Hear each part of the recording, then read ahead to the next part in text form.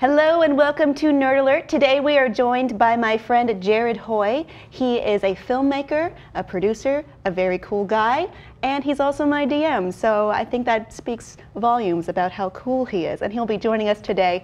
For our first story though, we're going to move over to Gamestop. It's a very polarizing figure in everyone's local mall, whether you love it or hate it, but they're planning for the future now with, it looks like they're going beyond games. Maybe there will be a day where GameStop doesn't actually focus on games, but maybe instead small electronics, phones, computers, and it looks like that day has already begun because they are a huge Apple reseller.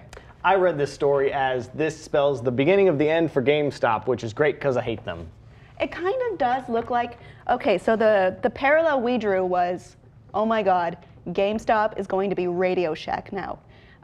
What Radio Shack tried to be, which was sell mobile phones and make that most of their business, but that didn't really work out so well. First of all, GameStop's model is great.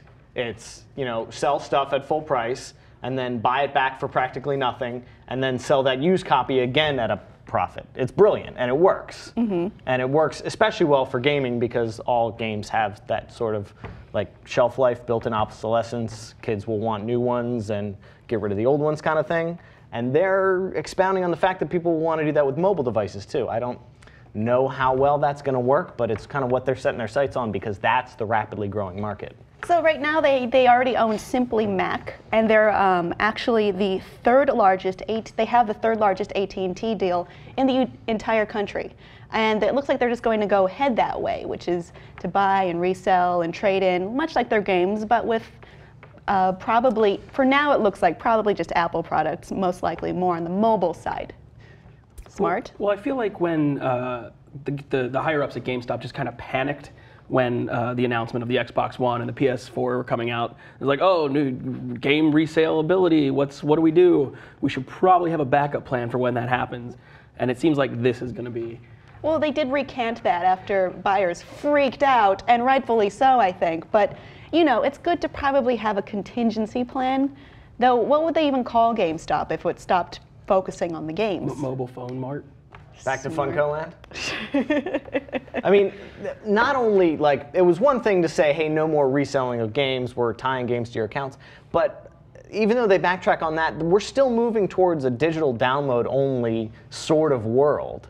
I mean, I don't think we're going to see another video medium after Blu-ray. I don't think we're really going to see... Really? Yeah. With Netflix popularity and Amazon and I think eventually everything will be in the cloud. Even when you get the Blu-rays now, you get the ultraviolet copy, which you stream directly.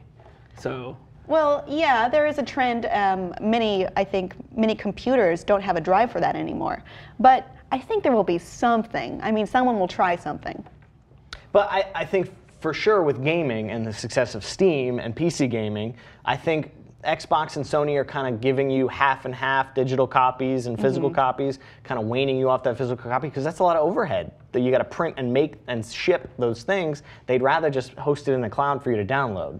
But whose dumpster will we raid now, Tim? Nobody's dumpster. Digital cloud dumpsters. I heard about a landfill in New Mexico. You can find some with the ET games. Atari games that are encased in concrete that no one knows where it is. Because it's like the best That's the only game way ever. they won't get out. It's the best game ever.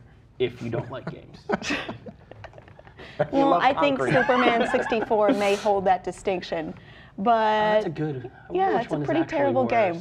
But what do you think of the GameStop 3.0 idea? Is it wise for GameStop to move beyond and kind of warp and change their brand, or is it kind of sell out?